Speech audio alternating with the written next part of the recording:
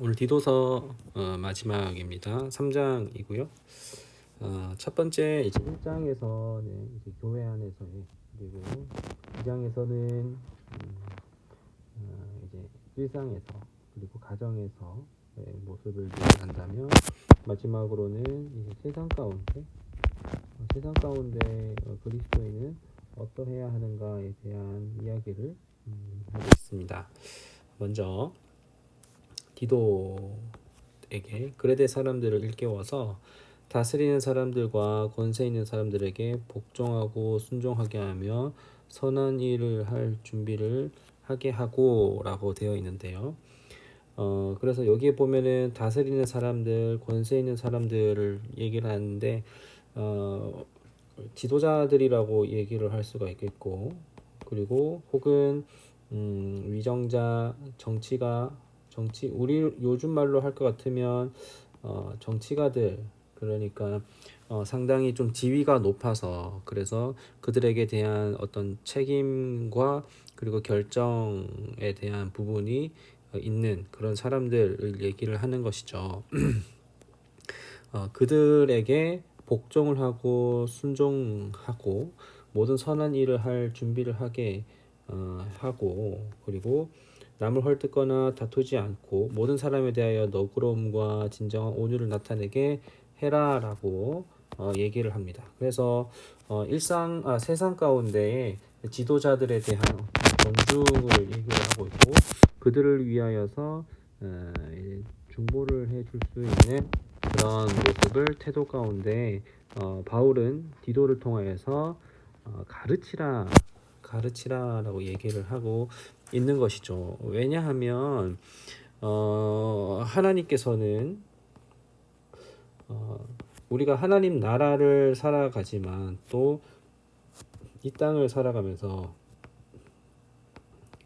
이 땅을 살아가게 되는데, 이 땅을 부정하라는 얘기를 하는 것이 아니기 때문에 그런 것이에요. 물론 우리가 살아가는 세상은 힘들고, 그리고 인정하지 못하는 지도자들, 그리고 그들의 선택에 대해서 납득이 되지 않는 그런 지도자들이 있지만, 어쨌거나 하나님께서는 하나님의 나라와 그 하나님의 그 일하심이 그 사람들을 위하여서도 하나님께서 일하시기 때문에, 그렇게 그 질서 가운데, 사회적인 구조와 조직과 질서 가운데 세워진 그 사람들을 존중하고 그들을 위해서 또한 기도해 줄 수 있어야 한다라고 얘기를 합니다. 그래서 이거는 이제 공적인 삶에 대하여서 지침을 내리는 것이에요. 지침. 자, 그리고 여기에서는 거기에 대한 근거예요. 근거. 왜 우리가 이렇게 바울이 이렇게 지침을 내리고 나서 그렇게 이렇게 해야 되는 그 근거를 얘기를 하고 있는데, 왜냐하면 우리도 전에는 어리석었고 순종하지 않았고 속임 당했고 온갖 정욕과 쾌락에 종로를 했으며 악독과 질투 속에 살았으며 가증스러웠으며 서로 미워했었던, 그러니까 우리도 불신자와 같은 그런 존재였었기 때문에 그런 것이죠.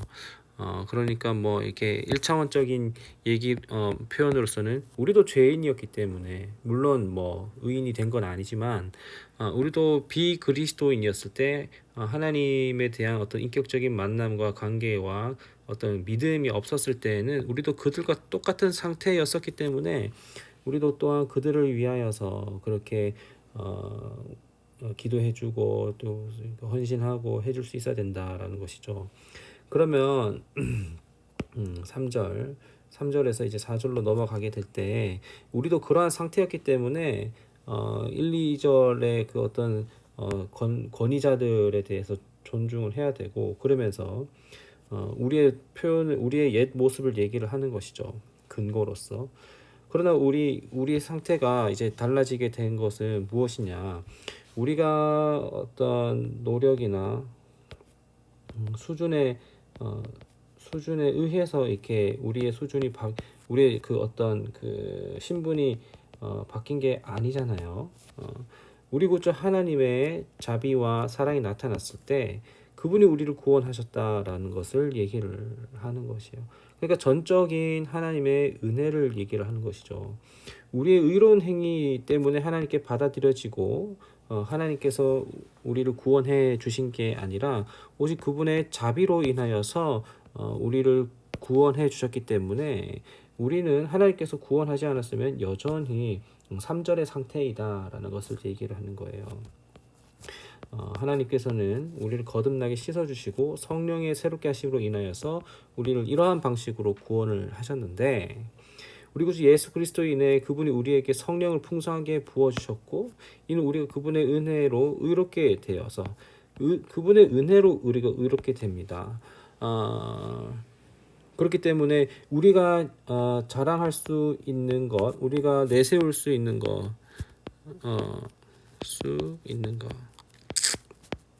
이것은 우리의 것이 아니에요.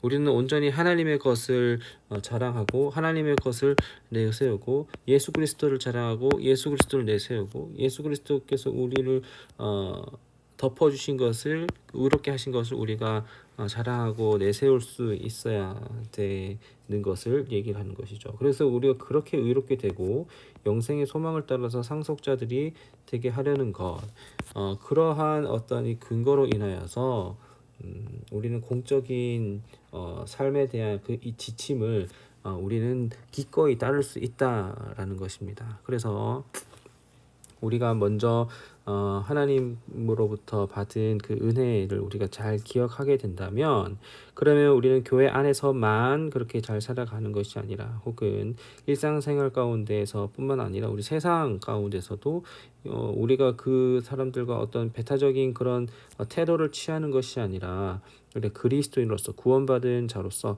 성화의 삶을 살아가는 자로서 우리가 세상을 위하여서 나라와 지도자들의 그들을 위하여서 우리가 무엇인가 액션을 취할 수 있다라는 것을 얘기를 하는 것이죠. 이것은 믿을 만한 말씀이다. 나는 그대가 이러한 것에 확신을 갖고 말하기를 바란다 해서 지금 이제 디도서에서는 계속해서 강조하고 있는 게 있다면 이 가르침에 대하여서 굉장히 지금 강조를 하고 있어요. 왜냐하면 잘 가르쳐야 잘 배우고 그리고 잘이죠. 이 가르침이 없이는 배움이 없고 이 배움이 없이는 올바른 믿음이 나타날 수가 없고 생길 수가 없기 때문에 그런 거예요. 그래서 우리의 믿음이 성장하고 성숙하기 위해서는 어떤 경험적인 문제 그리고 체험적인 문제 이것도 중요하지만 우리가 그분이 어떠한 분이신지에 대한 어떤 지식적인 하다가 제가 모르고 껐는데요. 꺼서 이제 영상이 끊겼습니다. 그래서 참 이제 경험적인 부분 그리고 체험적인 부분뿐만 아니라 우리의 지식적인 부분까지도 우리가 이게 바르게 세워져야 그래야 우리가 바른 믿음이 이제 세워진다라는 것을 얘기를 하고 있기 때문에 바울은 특히나 그리고 여기 지금 계속해서 거짓 선생들 그리고 할레파 그리고 이단에 대해서 이렇게 좀 경계를 하고 있기 때문에 이 사람들에 대해서 우리가 제대로 된 인식을 갖기 위해서는 가르침이 이제 필요하기 때문에 그런 거예요. 이는 하나님을 믿는 사람들에 대해 오직 선한 일을 힘쓰게 하기 위한 것. 선한 일은 아름다우며 사람들에게 유익하며 바른 믿음을 갖게 합니다. 자, 그런데 여기에서 어리석은 논쟁, 족보 이야기. 자, 여기서 어리석은 논쟁이라 하면 그 어떤 비본질적인 문제에 대해서 얘기를 하는 것이겠죠.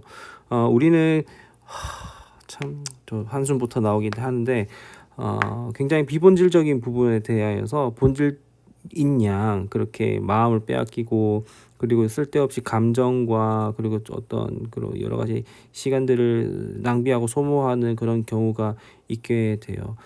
거기에 대해서 우리가 바르게 좀 이제 잡아줄 수 있다면 좋겠지만 거기에 대해서 지나치게 우리의 감정과 우리 마음을 소모하지는 않아야 된다라는 것인데 족보 이야기는 무엇이냐면 뭐 쉽게 얘기한다면 이제 할례파와 같은 사람 이 할례파는 할례를 받아야 된다라는 사람들은 뭘 얘기를 하고 있냐면 아브라함 할례는 이제 아브라함 때부터 시작됐죠. 그 아브라함의 때에 아브라함의 자손이냐 아니냐. 그러니까 어떤 혈통과 육신에 대한 어떤 족보에 대한 그런 문제에 대해서 얘기를 하는 것이고, 그리고 율법에 대한 역시나 이제 할례가 또 율법과 또 연결이 되는 것이기도 하죠. 이런 언쟁을 피하여라. 이건 무엇하고 굉장히 헛되다. 진짜 바울이 이제 헛되지 않다라는 것은 뭐냐면 하나님의 예수 그리스도의 그 모든 이제 일하심과 사역하심과 그리고 그분께서 우리를 의롭게 하시고 그분께서 우리를 구원하신 그거에 대해서 얘기를 하고 있어요. 자, 이단에 속한 사람들은 한두 번 경고한 후에 멀리하여라라고 하는데 그냥 책임을 그 저기 뭐냐 책임 전가가 아니라 이 단어가 갑자기 생각이 안 나는데요.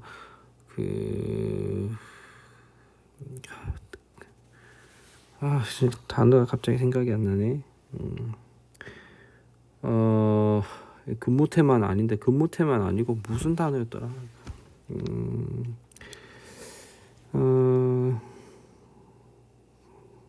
예, 생각이 안 나요. 어쨌든 이 단어가 갑자기 생각이 안 나네. 네, 어쨌든 뭐 그냥 이게 그냥 적당히 하고 그냥 하지 말라 그런 얘기가 아니라 이제 그 저기 이 지역에 있는 사람들이 이 사람들에 대하여서 그렇게 좀 이렇게 뭐랄까 대항하지 말고 이제 한두 번 한 다음에 굳이 거기에 이제 힘을 쏟지 않아도 되고 거기는 이제 다른 영역 할 만큼 했고 더 이상 되지 않으면 그 다음 영역은 이제 하나님께 맡겨드려야 되는 그런 지혜도 있어야 된다라는 것인데요.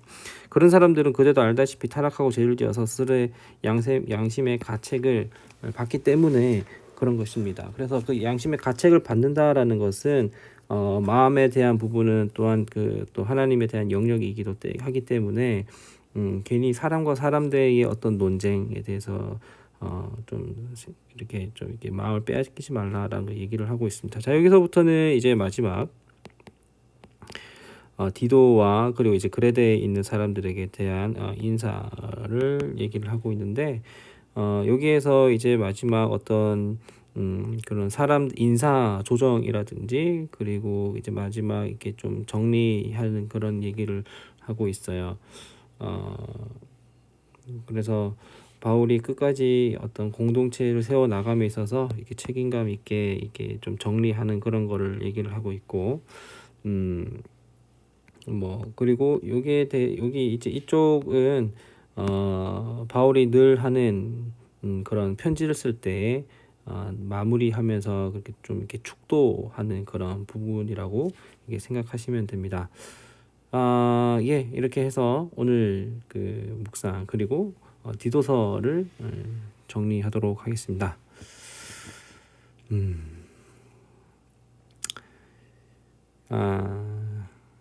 그리고 이제 여러분들이 뭐 이제 영상을 끈 사람도 있겠지만 여러분들께 드리고 싶은 말씀이 있다면 좀 고민을 많이 했었는데요.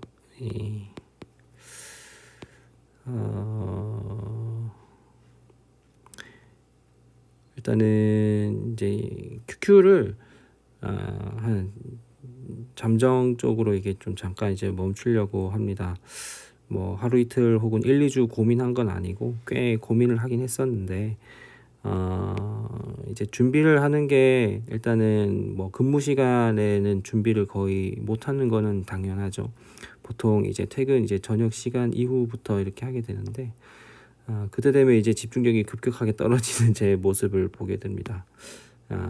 그런데 그래서 이제 준비한 시간이 뭐 적게는 2시간에서 정말 집중이 잘 안 될 때는 막 4시간까지 하면 이제 막 지치고 막 그렇게 되기도 하죠. 그랬을 때 이게 이제 주말에 있는 양육이나 혹은 설교 사역과도 이렇게 좀 이렇게 꽤 영향을 끼치는 거죠. 왜냐하면 사실 저는 이제 퇴근 이후의 시간에는 설교 준비에 대한 어떤 그 시간과 양육에 대한 시간을 하는데 이거에 대한 시간들이 많이 좀 이렇게 등한시라기보다 이제 많이 좀 이렇게 촉박하게 되면서 그런 부분도 있고, 그리고 제 자신에 대한 어떤 좀 이렇게 약간의 지침도 있는 것 같기도 하고, 네. 그리고 이제 6월에는 좀 이렇게 프로젝트성 어떤 좀 사역이 이제 빽빽하게 또 있어요. 이제 국내 선교에 대한 그런 사역들인데 6월 내내 이게 또 진행이 되는 부분도 있고, 크고 작은 교회 행사들도 추가적으로 이렇게 생기게 되고, 곧 이제 7월부터는 또 이제 본격적으로 여름 사역에 대한 그런 부분들도 있고, 그래서 지금 사실 저는 이제 좀 육체적으로나 영적으로 꽤 좀 지쳐 있는 그런 상황 가운데 있는데, 그런 상황 가운데 지금 이거를 이렇게 하는 게 서로 이게 좀 득이 되지 않을 것 같아가지고, 그래서 정말 근데 결코 짧게 고민한 건 아니에요. 여러분들에게 여러분들의 어떤 신앙생활을 위해서 늘 고민을 하고 이게 좀 제가 더 노력을 하려고 하는 부분이기도 한데, 늘 이렇게 좀 이렇게 마치면 집에 들어가면 1시 이렇게 늘 넘고, 그러면은 이렇게 제 스스로의 어떤 스스로 돌아본 시간 자체도 많이 없어서, 예, 핑계 같은 것들이라 계속 이제 말이 길어지는데, 어쨌든 여기까지 하고 나중에 또 수련회 지나고 나서 또 제가 재충전이 되고 한다면 다시 시작할 수도 있고, 그건 또 그때 봐서 하도록 하시죠. 그래서 특히나 이제 새참하는 친구들과 사전에 상의 없이 그냥 이렇게 일방적으로 한 거에 대해서 좀 많이 죄송하고, 예, 그래요. 일단 나중에 또 교회에서 만나기로 하고, 예, 그럽시다. 수고하셨습니다.